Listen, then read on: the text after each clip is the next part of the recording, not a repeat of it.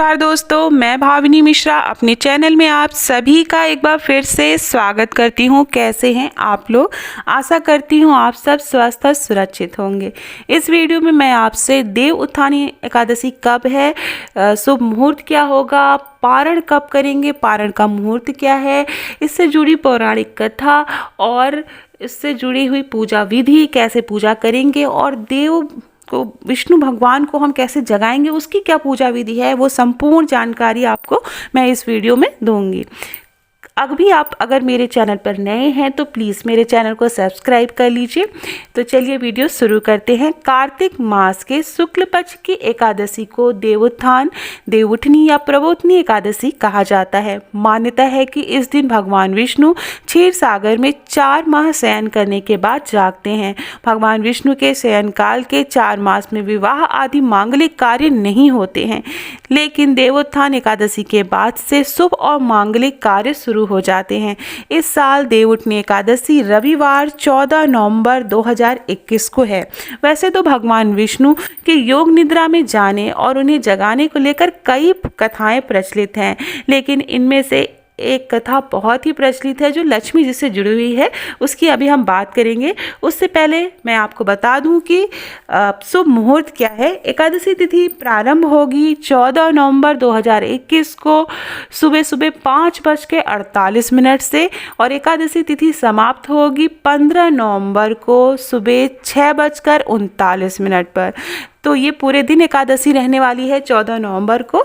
एक बात मैं आपको और बता दूं, बहुत सारे क्वेश्चन भी आ रहे थे कि नॉर्मली जो है तुलसी माँ का विवाह जो है वो एकादशी तिथि के दिन किया जाता है, लेकिन जो एकादशी है वो रविवार को पड़ रही है, इसलिए तुलसी विवाह अगले दिन द्वादशी तिथि के दिन रखा जाएगा। द्वादशी के दिन 15 नवंबर को तुलसी विवाह किया जाएगा। अब मैं आपको बताती हूँ कि पारण का शुभ मुहूर्त क्या है। हमेशा याद रखिए कि जब एकादशी का हम व्रत रखते हैं तो उसका जो पारण है वो हरिवासर समाप्त होने के बाद ही किया जाता है। तो जो हरिवासर है वो जो है 1 बजे के बाद, 15 नवंबर को 1 बजे के बाद समाप्त होगा, तो उसके बाद ही हम पारण कर सकते हैं। 15 नवंबर को पारण या व्रत तोड़ने का जो शुभ मुहूर्त है वह 1 बजकर दोपहर के 15 नवंबर को दोपहर के 1:10 से लेकर 3:19 तक है। इसके बीच में आप पारण कर सकते हैं। अब मैं आपको बताती हूँ कि इससे जुड़ी पौराणिक कथा क्या है। पौराणिक कथा के अनुसार एक बार माँ लक्ष्मी ने भगवान विष्णु से पूछा कि हे नाथ, आप दिन रात जागा करते हैं और जब सोते हैं तो लाखों करोड़ों वर्षों के लिए सो जाते हैं और उस समय समस्त चराचर का नाश भी कर डालते हैं, अतः आप नियम से हर वर्ष निद्रा लिया करें। लक्ष्मी जी की बात सुनकर नारायण मुस्कुराए और बोले, देवी तुमने ठीक कहा, मैं जागने से सब देवों और खासकर तुमको कष्ट होता है। तुम्हें मेरी वजह से जरा भी अवकाश नहीं मिलता, इसलिए तुम्हारे कथानुसार आज से मैं प्रतिवर्ष 4 मास वर्षा ऋतु में शयन किया करूँगा। उस समय तुमको और देवगणों को अवकाश होगा। मेरी यह निद्रा अल्प निद्रा और प्रलयकालीन महानिद्रा कहलाएगी। मेरी यह अल्प निद्रा मेरे भक्तों के लिए परम मंगलकारी होगी। इस काल में जो भी भक्त मेरे शयन की भावना कर मेरी सेवा करेंगे और शयन व उत्थान के उत्सव को आनंद पूर्वक आयोजित करेंगे, उनके घर में मैं तुम्हारे साथ हमेशा निवास करूंगा। तो ये थी जुड़ी हुई पौराणिक कथा। आइए जानते हैं पूजा विधि क्या है। बहुत ही सरल तरीके से मैं आपको पूजा विधि बताऊंगी। देव उठनी एकादशी के दिन आप पूजा कैसे करेंगे। निर्जल या केवल जलीय चीज़ों का हमें उपवास रखना चाहिए। आप निर्जला उपवास रख सकते हैं या फलाहार करके उपवास रख सकते हैं। और जो है रोगी और वृद्ध बच्चे जो है वह एक वेला उपवास रखें, मतलब एक समय आप खाना खा सकते हैं। पूजा कैसे करनी है वो मैं आपको बताती हूँ। एक चौकी बिछानी है, उस पर पीले रंग का वस्त्र बिछाना है। भगवान विष्णु की प्रतिमा या फोटो रखनी है। आप माँ लक्ष्मी के साथ भी रख सकते हैं। जैसे पूजा करते हैं, चावल चूँकि नहीं चढ़ाया जाता, इसलिए तिल का अच्छा चढ़ाया जाता है। हल्दी कुमकुम चढ़ाएं, फूल माला चढ़ाएं, भगवान को फल फूल चढ़ाएं। जो भी आप मीठी चीज़ भोग में आप बना सकते हैं वो चढ़ाएं। ओम नमो भगवते वासुदेवाय का जाप करते रहें। कुछ दक्षिणा ज़रूर निकालें एकादशी के दिन, अगले दिन उसे दान ज़रूर कर दें। मंत्रों का उच्चारण ज़रूर करें। कुछ नियम हैं, इसे भी आप अपने ध्यान में रख सकते हैं। उस दिन घर में आप चावल ना बनाएं। इससे जुड़ी एक रोचक कथा भी है, लेकिन मैं आपको बता दूं कि इस दिन चावल खाने से अगले जन्म में जो भी चावल खाता है वो रेंगने वाला प्राणी बनता है, ऐसी मान्यता है। अब मैं आपको बताती हूँ कि इस दिन एक विशेष तरह से आप अगर पूजा करेंगे तो आपको विशेष फल की प्राप्ति होगी।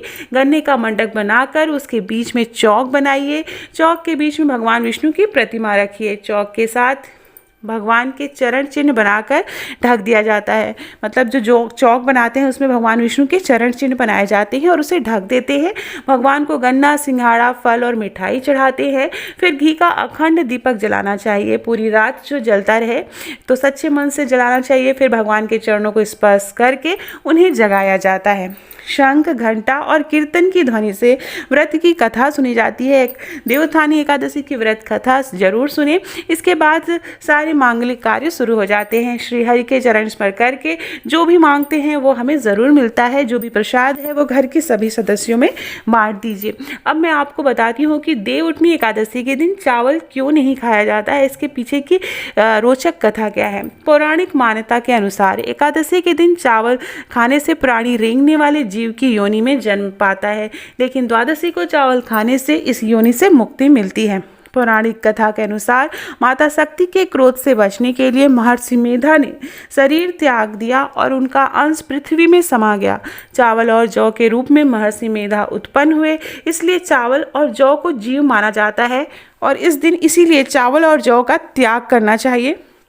जिस दिन महर्षि मेधा अंश पृथ्वी में समाया था उस दिन एकादशी तिथि थी, इसलिए एकादशी के दिन चावल नहीं खाया जाता है, तो इस बात का ध्यान रखना है।